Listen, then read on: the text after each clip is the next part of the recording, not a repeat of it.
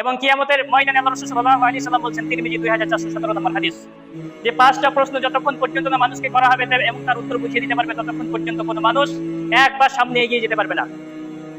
সেই 5টা প্রশ্ন কি? 1 নম্বর হচ্ছে যে তোমাকে যে জীবন দেওয়া হয়েছে এটা তুমি অতিবাহিত করেছো, কিভাবে অতিবাহিত করেছো। মনে রাখবেন, আপনাকে যে হায়াত দেওয়া হয়েছে, আপনার যে সময় লিমিটেড, এটা আপনার কাছে আমানত।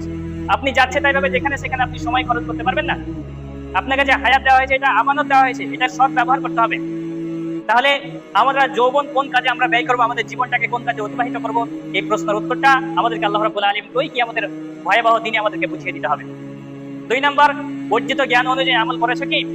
আপনি যতই জ্ঞান অর্জন করেন, আপনি যত বড়ই পণ্ডিত হন, যদি সেই জ্ঞান অনুযায়ী আপনি আমল না করেন, তাহলে পরে আপনার ঠিকানা হচ্ছে জাহান্নাম। আমরা যতটুকু জানবো সেই অনুযায়ী আমাদেরকে আমল করতে হবে। আমরা অনেক কিছু জানি, মানুষকে ভালো উপদেশ দেই, অথচ আমরা নিজে মেনে চলি না, আমরা নিজে সেই আমলটা করি না, তাহলে পরে ওই জ্ঞানের কোনো মূল্য নাই। আল্লাহ রাব্বুল আলামিন সেদিন জিজ্ঞেস করবে যে অর্জিত জ্ঞান অনুযায়ী আমল করেছিলা কি? 3 নম্বরে আল্লাহ রাব্বুল আলামিন জিজ্ঞেস করবে যে কোথা থেকে সম্পদ উপার্জন করেছো। আল্লাহ রাসূল সাল্লাল্লাহু আলাইহি সাল্লাম বলেছেন, এমন একটা জামানা আসবে যখন মানুষ হালাল এবং হারাম উপার্জন করবে না, এটা বিচার বিবেচনা করবে না এটা হালাল নাকি হারাম। স্কুল, কলেজ, অফিস, আদালত, যে কোনো সেক্টরে আমরা কাজ করি, আমরা বিচার বিবেচনা করি না যে এটা হালাল নাকি এটা হারাম। আমরা এই প্রশ্নটা আমাদের বিবেকের কাছে রাখি না যে এটা হালাল নাকি এটা হারাম। সম্পদ উপার্জন করছেন ভালো কথা, কিন্তু সম্পদ কোথা থেকে উপার্জন করছেন এটা আল্লাহ রাব্বুল আলামিনকে বুঝিয়ে দিতে হবে। যখন বলি বিড়ি, সিগারেট, মদ, গাঞ্জা এগুলো বিক্রি করা হারাম, এগুলো খাওয়া হারাম, সুদ খাওয়া হারাম, ঘুষ খাওয়া হারাম, তখন আপনারা আমাদের মতো ব্যক্তিদেরকে গালি দেন। অথচ আল্লাহ রাব্বুল আলামিনকে এই প্রশ্নের উত্তর বুঝিয়ে দিতে হবে যে কিয়ামতের দিনে, ওই ভয়াবহ দিনে, যে সম্পদ কোথা থেকে আপনি উপার্জন করেছেন এটা আপনাকে বুঝিয়ে দিতে হবে।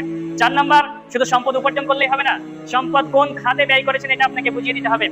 আপনাকে যে সম্পদ দেওয়া হয়েছে এটা আল্লাহ রাব্বুল আলামিনের দান, এটা আপনারও নয়, আপনাকে মালিকানা দেওয়া হয়েছে, এবং আপনি এটা কোন খাতে ব্যয় করেছেন সেটা কিয়ামতের দিনে আপনাকে বুঝিয়ে দিতে হবে। আপনার সম্পদ মানে আপনি যেখানে খুশি সেখানে লটারি কেটে, টিকিট কেটে, আপনি গান শুনে, বাদ্যযন্ত্র কিনে, এটা সেটা করে আপনি নষ্ট করে দেবেন আপনার সম্পদগুলো, এটা হতে পারে না। তাহলে আমরা সম্পদ কোথা থেকে উপার্জন করবো এটা আমাদেরকে বুঝিয়ে দিতে হবে। আমরা সম্পদ কোথায় ব্যয় করবো এটা আল্লাহ রাব্বুল আলামিনকে আমাদেরকে বুঝিয়ে দিতে হবে। 5 নম্বরে, আমরা আমাদের শরীরটাকে কোন কোন কাজে বিন্যাস করেছি এটাও আমাদেরকে বুঝিয়ে দিতে হবে। আমরা কি ফজরে উঠে নিজের শরীরটাকে ব্যয় করে আমরা মসজিদে এসেছি? আমরা কি কোনো ভালো কাজ মানুষকে উপদেশ দেওয়ার জন্য নিজের শরীরটাকে ব্যয় করেছি, নাকি শুধুমাত্র খারাপ কাজে আমাদের শরীরটা ব্যয় হয়েছে? এই শরীর বিন্যাসের বিষয়টা আল্লাহ রাব্বুল আলামিনকে বুঝিয়ে দিতে হবে। এই 5টা প্রশ্নের উত্তর আল্লাহ রাব্বুল আলামিনকে দেওয়ার আগে পর্যন্ত মানুষ একবার সামনে এগিয়ে যেতে পারবে না। তাহলে আমাদেরকে দুনিয়াতে ঠিক করতে হবে যে আমরা এই প্রশ্নগুলোর উত্তর দেওয়ার জন্য প্রস্তুত তো।